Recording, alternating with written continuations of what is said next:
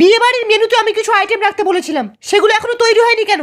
প্রথমে লুচির সাথে গাঁজার পাতার চাটনি দিতে হবে, আর বিমলের বিরিয়ানিটা যেন থাকে, এটা মাস্ট। What is this? এখনো এতগুলো বিড়ি প্যাকেটে পড়তে বাকি আছে? বরযাত্রীরা কি খালি মুখে ঢুকবে? তাড়াতাড়ি যান।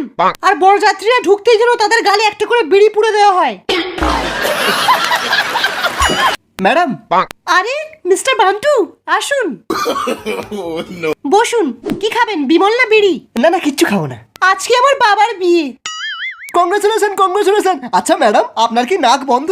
নাক বন্ধ কেন? আমি এক্ষুনি পায়খানা করে ছুটি এসেছি, তবুও আপনি আমার গন্ধ হাতটা এতক্ষণ ধরে ধরে আছেন। ওয়ে স্যার, আমার খুব জোরে পায়খানা পেয়েছে। বাবারে, কে রে?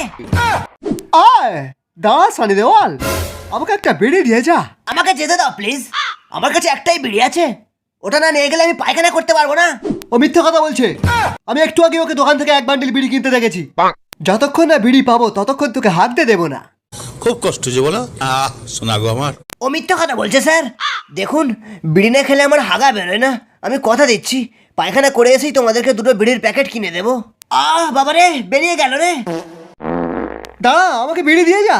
বাবারে, ওই একটা বিড়িকে দুয়াতখানা করে দে। দাঁড়া। বেরিয়ে গেল।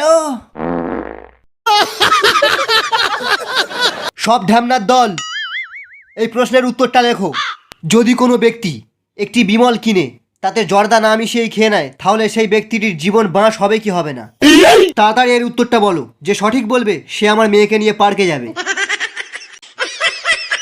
স্যার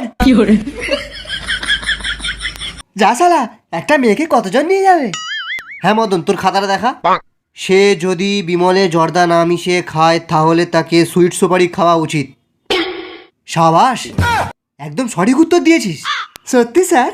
আজকের বনভিটার জায়গায় গাঁজা খেয়েছিস নাকি?